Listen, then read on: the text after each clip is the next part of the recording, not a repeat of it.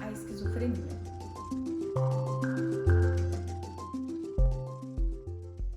A esquizofrenia é uma doença, um transtorno mental. A gente sempre costuma dizer que ela é poligênica e multifatorial, ou seja, não é causada apenas por um gene ou por um fator ambiental. É uma soma de fatores. Mas a questão genética é bem importante. Então, familiares de primeiro grau tendem a ter mais quando tem alguém afetado. O mesmo vale para gêmeos idênticos. Quando gêmeos idênticos tendem a ter, o outro também 50% de chance de ter. Isso nos mostra que realmente é uma doença bem ligada aos genes. A esquizofrenia, ela afeta aproximadamente 1% da população em geral. Ela é praticamente equilibrada entre homens e mulheres. Porém, homens costumam abrir o caso mais jovens, na adolescência, e mulheres um pouquinho mais atrasadas, depois ali dos seus 25 anos. Normalmente, mas não é uma regra. Então, a idade média de abrir o quadro da esquizofrenia é em torno ali dos 20 ou 30 anos, generalizando. É muito raro ter esquizofrenia, esse diagnóstico, em menores de 10 anos e em maiores de 60 anos. Então, quando a gente tem esses extremos, temos sempre que pensar em outros diagnósticos diferenciais para a esquizofrenia. A esquizofrenia, ela vai afetar ali uma região cerebral ali no córtex pré-frontal que vai ter um desequilíbrio da dopamina. Então vai ter sintomas que é por excesso da dopamina e outros sintomas que é pela baixa da dopamina naquelas relações ali nas neurotransmissões cerebrais. O que são esses sintomas então do excesso da dopamina? São aqueles sintomas que conhecemos na esquizofrenia que chamamos de sintomas positivos. Então, é uma doença que tem sintomas positivos e sintomas negativos. Os principais sintomas positivos nessa doença são as alucinações, os delírios, os comportamentos desorganizados, o que somando ali, dizemos ali, de uma psicose. Os sintomas positivos da alucinação e delírio, o que são? Muitas pessoas se confundem do que é alucinação e do que é delírio. Então, o delírio, ele é uma alteração do pensamento, é uma crença errônea de algo. Por exemplo, o paciente às vezes ele acha que está sendo perseguido, que tem alguém olhando, que algo de ruim vai acontecer com ele. Então, esse é um exemplo bem comum que vemos nos pacientes, o delírio persecutório. Às vezes até o delírio de autorreferência dele, achar que está acontecendo algo com ele, que foi implantado algo nele. Então, tudo isso você vê que é uma perseguição, é uma crença errônea que não existe para as outras pessoas, mas para ele é extremamente real naquela sua distorção.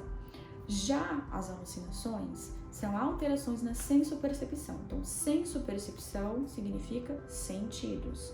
Então, na esquizofrenia, as principais alucinações que vemos na prática clínica são as alucinações auditivas e algumas visuais. Então, o paciente, ele realmente ouve vozes, ele realmente conversa, ele realmente escuta, ele realmente vê. Então, isso mexeu com o sentido, é alteração na sensopercepção. Pense aqui comigo, gente, o quanto que essa pessoa não sofre de ter um pensamento, muitas vezes, que ele está sendo perseguido naquele delírio persecutório, e também a alucinação, as vozes. É muito comum também ter, além dessa alucinação com vozes de comando, para ele tirar a sua própria vida, para ele tirar a vida de alguém, temos muito ali vozes e delírios e alucinações com cunho místico-religioso. Muitas vezes o paciente, ele faz jejum, ele deixa de comer, ele faz penitências porque ele ouve a voz que pede para ele fazer isso.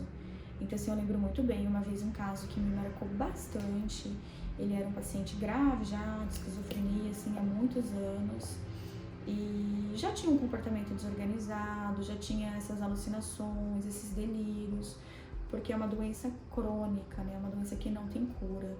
E nesse meio caminho eu conheci e ele não queria comer. E a gente estava até conversando, ok, a conversa naquela limitação do discurso dele, estava indo bem. E aí estava próximo ao almoço e ele falou que ele não ia comer, porque ele estava sendo crucificado e o sangue das mãos dele ele via e as vozes pediam para ele não comer, porque ele estava sendo crucificado. E aí começou vários outros, né, delírio e alucinações. Então pense o quanto aquela pessoa não estava sofrendo ao ponto de privar a alimentação, porque realmente ele sentia os pregos entrando na mão e via ali o sangue escorrer. E por fim, o que eu quero lhe dizer a respeito disso? Para a gente ter mais empatia, para a gente ter mais acolhimento, mais cuidado com o que a gente fala, né? Quando está com uma pessoa que realmente tem esquizofrenia. Lembrando que nem todas as pessoas vão ter esse caráter tão agressivo da doença, mas eu reforço que é uma doença crônica, que tem um prejuízo cognitivo muito intenso. Quais são os fatores de gravidade a isso? Quando os sintomas começam muito cedo, quando os sintomas não são ali logo descobertos, quando o tratamento é irregular, então tudo isso traz um prejuízo cognitivo para quando ele envelhecer. Tem casos que são mais leves, casos moderados, casos mais graves. Alguns deles vão fazer tratamento e vão voltar à sua vida ali praticamente dentro da sua rotina normal. Outros vão ser mais moderados e outros vão ser mais graves. Então, a importância de ter esse apoio, esse vínculo familiar, esse conhecimento e adesão terapêutica é fundamental. Então, falamos um pouco a respeito dos sintomas positivos e venho encerrar aqui dizendo um pouquinho dos sintomas negativos. Então, normalmente, o embotamento afetivo é o mais predominante de sintomas negativos. A falta dessa dopamina faz com que o paciente não module muito bem o seu afeto, ele vai ficando mais introspectivo. Para exemplificar para vocês, às vezes, o que é esse embotamento, se você vai conversar com a pessoa, vai falar algo triste ou algo muito feliz, ela não modula essas emoções e ela fica extremamente, como a gente diz, embotada. Então, é uma doença que ela deve ser diagnosticada o quanto antes. O diagnóstico ali não é, muitas vezes, dado naquele primeiro momento, porque temos sim os outros diagnósticos diferenciais a fazer da doença, mas é um caráter que merece um pouco mais de atenção, de um devido tratamento e de um acompanhamento ali multidisciplinar, desde o médico psiquiátrico ao apoio familiar, ao psicólogo naqueles casos, até para poder manejar como que vai ser o tratamento, como que essa família vai lidar com tudo isso. Alguns pacientes precisam ali de um apoio de um fisioterapeuta, de um terapeuta ocupacional, ou seja, é uma doença multifatorial, tanto na sua origem, né, ali do que causa, quanto para o seu devido tratamento.